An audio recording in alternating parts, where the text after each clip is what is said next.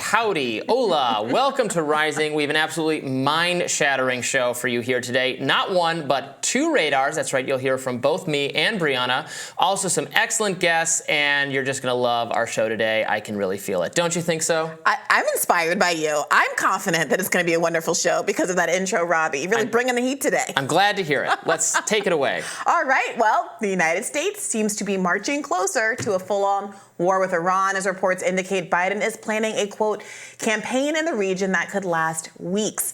NBC News reported that the campaign will hit Iranian targets outside of the country and will include both physical and digital attacks.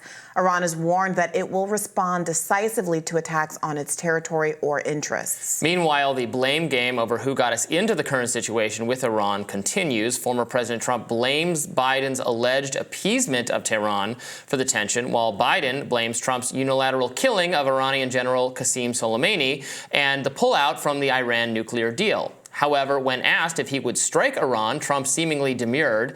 Let's take a look. This week, President Biden said that he has already decided how he is going to respond to the attack on the 3 Americans killed. If you were in the White House today, would you strike Iran directly? It wouldn't have happened if I were in the White House. You would have never had this attack. You would have never had the attack on Israel. You would have never had the attack on Ukraine. You would not have inflation that was, just is destroying our country. The inflation is so bad. Also in Middle East news, the Biden administration is reportedly reviewing options for recognizing Palestinian statehood following the war in Gaza. If enacted, this would represent a massive shift in policy, as for decades, America has opposed external recognition of Palestine, preferring that Israel and the Palestinian Authority negotiate amongst themselves. Additionally, the Biden administration is facing a flurry of protests, including one happening as we speak in the nation's capital.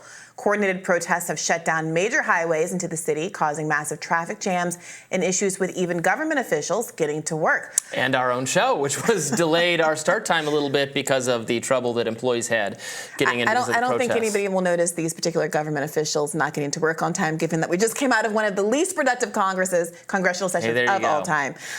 So it was interesting, finally, to hear from Trump a little bit on the situation in the Middle East. However, I think it's frustrating to not get more concrete answers for what he would do differently. He keeps saying, well, it wouldn't have happened under me.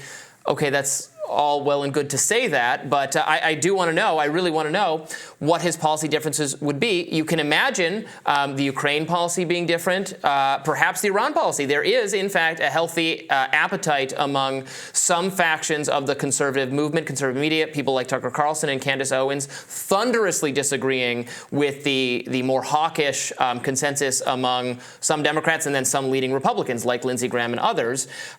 Where does Trump come down on this? I think it's an open question. Obviously, he did strike Soleimani. He hired John Bolton. He certainly engaged hawkish impulses at times. At other times, he sounded a more cautious note. He did commit to the pullout of Afghanistan that Biden carried through.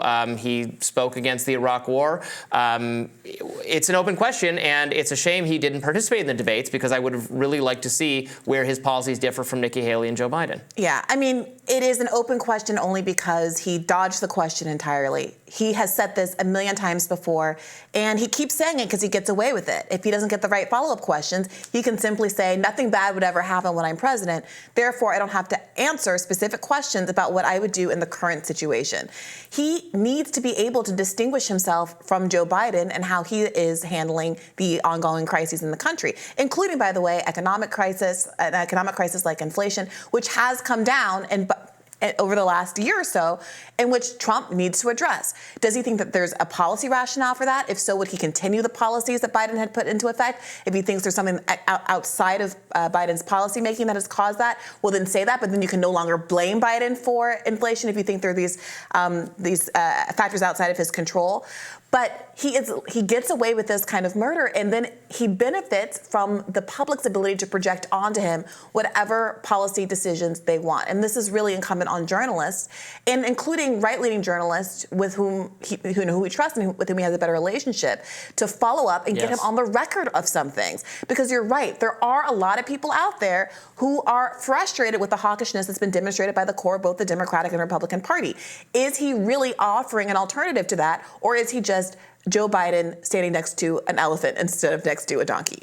Yeah, absolutely. At the same time, Biden is telling us exactly what he intends to do, which is coordinated strikes on Iranian targets outside of Iran, which is, I think, somewhat similar to what Nikki Haley said she would do if she was president.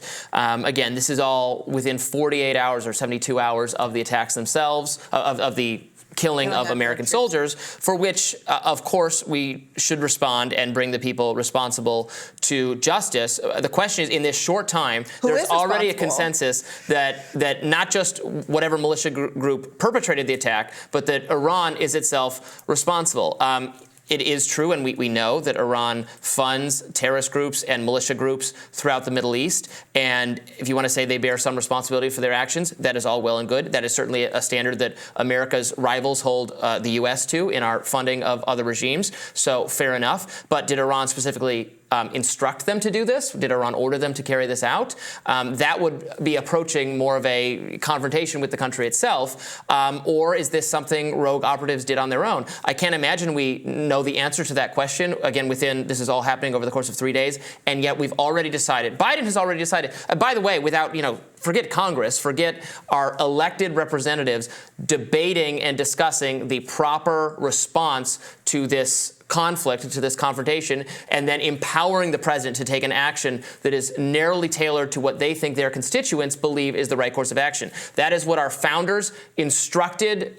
Our founders gave us a guidebook for what's supposed to happen when America is attacked. That's what's supposed to happen. But no, Biden is just going to decide it unilaterally on his own in consultation with his generals, and Congress is going to let him because they don't care to actually govern the country. Yeah, and you're right that there is some consistency in how we are treating this with this attack, saying Iran funds these groups, so tangentially they are responsible, and how our adversaries internationally have pursued us in the past. But America objected aggressively to that approach when you see the Osama bin Laden 9/11 letter being a very clear articulation of frustration with American foreign policy of all places, Palestine. So at no point after 9/11 was there a reckoning where we could say, without getting canceled, once chickens are coming home to roost, we need to investigate Americans' responsibility and its role as playing the rest of the world and why it's caused so many people to be angry. And yet now we're saying, well, we're going to play that exact same card and say, because a group that did this, who we really don't know the specifics yet, and our own State Department spokespeople have affirmed that they still don't have details on this. But because we know that these groups are Iranian-backed down the line, we can feel like we can provoke a full war against. They're saying it's not a war, but these strikes on Iran that have the potential for a lot of escalation. The one other point here that I don't want to just gloss over is the Biden administration articulating, inching toward recognizing Palestine as a state. I would love to see that happen, but we have to remember that this is in the context of Bibi Netanyahu spending his entire career saying, as long as I'm in charge, there will never be a Palestinian state. And as I'm about to talk about on my radar, over a dozen senior members of the Israeli cabinet and representing multiple political parties in Israel showing up at the Settler Conference, we are actually going to take over the Gaza Strip. We are going to settle the Gaza Strip. The difference between U.S. American stated policy and what Israel is saying about what its plans are is growing wider and wider. And it's hard not to interpret messaging from the Biden administration that is saying, oh, no, we're still going to do a two-state solution. Oh, no, we're going to recognize Palestine as a state, as an attempt to insulate itself from what Israeli leaders themselves are saying as they get farther and farther away from what the American public believes is the right course of action forward on this. Well, coming up next, we'll tell you what's on our radars. Stay tuned.